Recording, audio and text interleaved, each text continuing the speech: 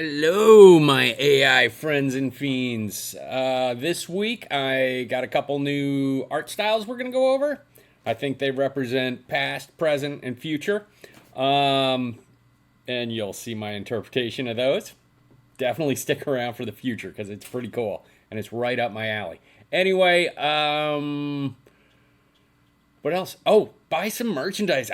This stuff's starting to sell. I'm psyched. Get the slap on the back. You know what it means. Anyway, check it out. I think now that stuff's starting to move, I'm gonna make a. I think I need to do another run. I got to do some new exciting, some stuff. T-shirts, sweatshirts. I don't know. Let me know what you guys are interested in. Anyway, all right. Let's get into this. Oh, you got me. Hey, okay. So this is where every art history class starts, and it is, very strict. I always felt like we spent too much time on this era of painting, but now I kind of look back and I'm like, it's pretty cool. It's pretty cool. So what I put into my prompt is Paleolithic printing, and basically this is cave painting. That's definitely the best description of it. It's from 2.5 million years ago to about 10,000 years ago. And as you can see from my examples, I'm using my normal subject set. This is what's interesting about Paleolithic painting, and if you study it, not what's coming out of Midjourney, but it is the first evidence. It's the evidence of the first time I guess humans are expressing creativity and symbolic expression. So it's pretty cool. I mean, look at this stuff. Obviously, this isn't representing actual cave painting. You can look that stuff up. But if you need a primitive look to the art that you want to create, the graphic design you want to create, this is a great way to throw it in there. You can also try cave painting. There's a bunch of different names, or basically, it's not eras. It's when they start getting into the different types of cave painting. It kind of like you can focus in. I love this one.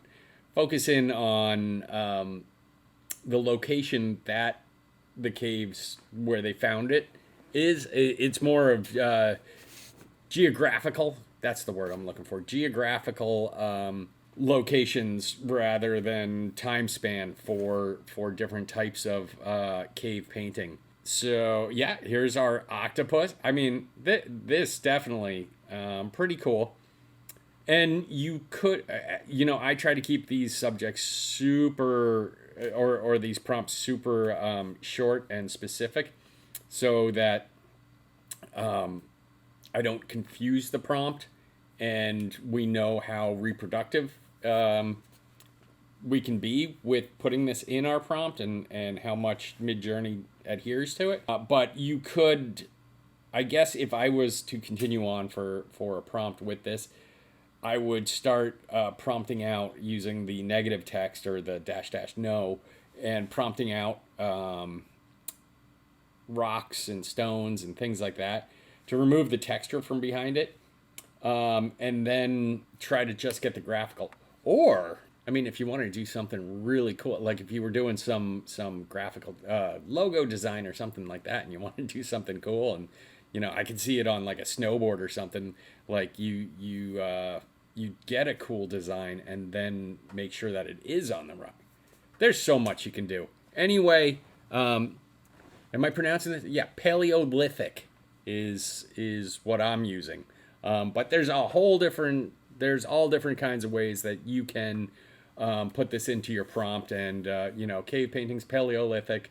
I'm sure that there were a couple others that I tried, and it's primitive artwork, and that stuff is very cool. And it's funny because I'm surprised I have ignored this for so long, because it is literally every art history class you take, it starts with this, and you kind of drag on for a while with the Paleolithic painting.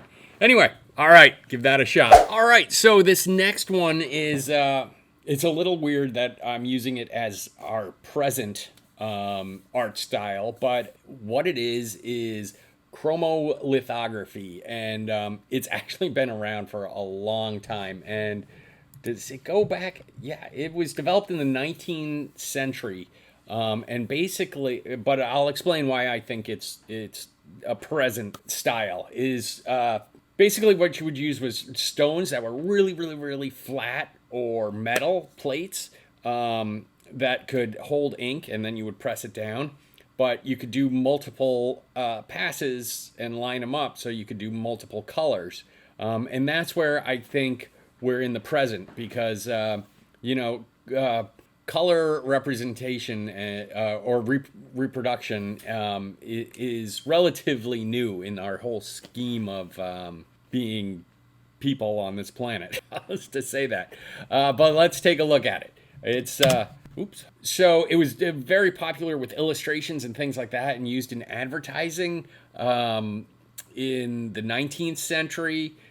And I also think it's very relevant now because there is such a push for retro style imagery. So the key to chromolithography is the use of several different stones, one for each color, in the final print. Artists and printers would draw these stones with grease-based medium or apply grease-treated lithograph ink to the stone.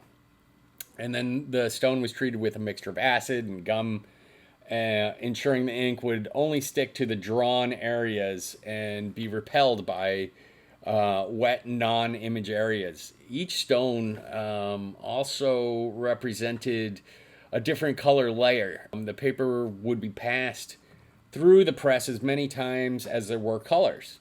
So that's pretty cool. I mean, talk about tedious work.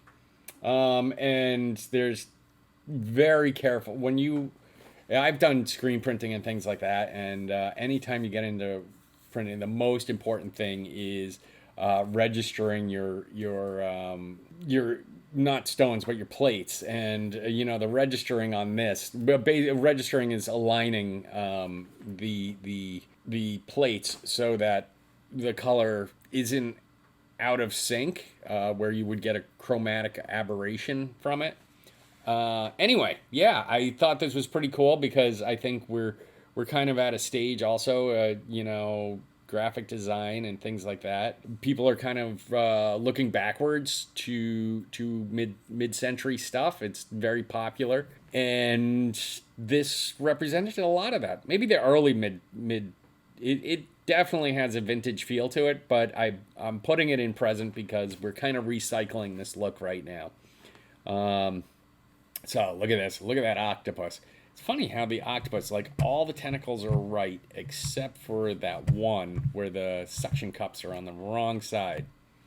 Here's a skull. Very cool. You know, that would be printed in, you know, 4 or 5 colors there. And yeah, it's look at that blue. I'm really taken by the cool.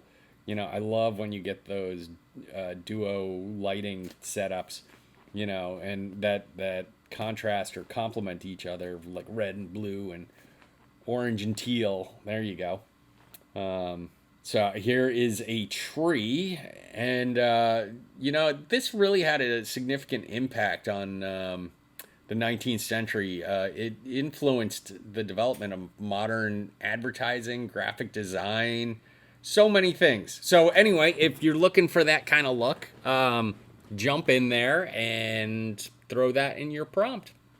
All right, and now we are in the future, and this one is a great one, and it's very near and dear to my heart.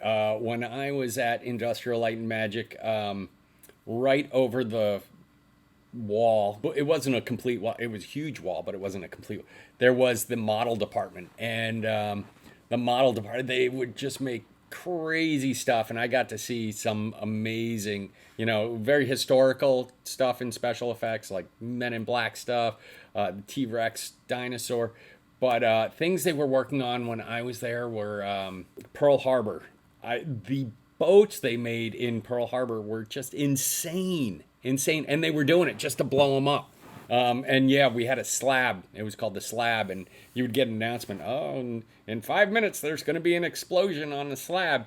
And what they were out there, it was a big concrete slab, and they were blowing the crap out of the models that they spent months building.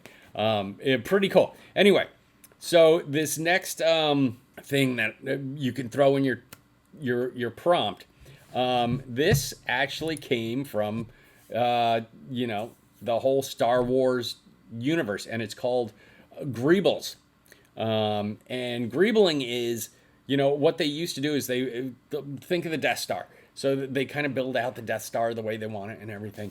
But then they would go tear apart like model kits that already have like these little tiny details, and they would start gluing that on top of it. And it would add like this depth and dimension and set the scale. Like when you have these huge surfaces and then you start breaking it up with like these tiny details, it starts to build scale. And that's what you get. You need to do that because these miniatures are actually miniatures.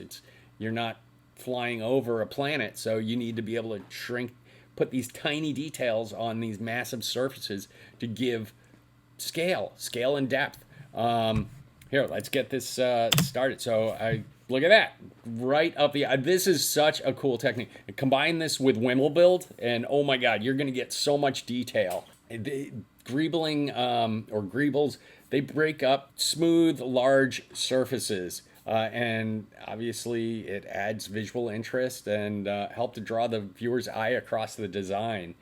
Look at that. I mean, that looks like a massive cheeseburger, and you're like, why does it look massive? Well, it's because of the greebling. It's because of the fine detail. Getting scale into the same with this. These are just squares within. These squares make those things not look like bushes. It makes them look like big trees because of the little greebling in between it. And it's also implied functionality. It's mimicking the appearance of mechanical parts. I like this one. Okay, so mimicking the appearance of mechanical parts, greebles imply functionality and realism in fictional technologies. Making them more believable to the audience, and it can also be things. It doesn't have to be just technological things. It can be deterioration. It can be deterioration in your model. But yeah, greebling is like, I don't know if people outside of special effects use that term. I don't know. I love this. I mean, it looks like an ambient occlusion render, although it does have some specular on it. It just looks so cool. It looks so complex because of these small details that are put across the surfaces. Like there aren't open, gaping, flat surfaces. That would make it look small. And look at this. This is really cool because it's like a robotic octopus. But again, that looks big, but it's also shot at a shallow depth of field, so that's like really confusing to you because that makes you feel small. And look at that. This looks like a city. It's like a skull, but it's a city, and it's all because of this fine detail. Can you imagine like just a spaceship like flying into an eye socket? I can see that. And it's all the and Midjourney does oh, look at that. Like that tree looks massive. Like hundreds, thousands of feet tall because you have this city type feel to the side. I love coming across things like this that Midjourney understands, like Wimble build and Greebles. It's a game changer is what it is. But anyway, put that in your prompt, put that in a complex prompt. If you guys are posting this stuff on Instagram, tag me. I'm on Instagram in between stops. But yeah, or get over to our Discord and check that. Anyway, that's greebling. Check it out. Put it in your prompt. Hey, thank you for joining me this week. those were some pretty cool stuff, huh? Anyway, test those out on your prompts. Let me know how they're going. Like the video if if you got value from it. Subscribe to the channel. Come on, get in here. We're having a blast. Also, there's a lot of free stuff I share over on Discord. Join our Discord. I keep a big document going with all of the art styles and movements and errors and schools that we have used up to this point. And yeah, like, comment, subscribe. You know the drill. And check out the merch. Come on. You're going to like the slap on the back. All right. I think that's it. I hope you guys really get, I want to hear what you do with it. I really like these styles this week. All right. Until next time.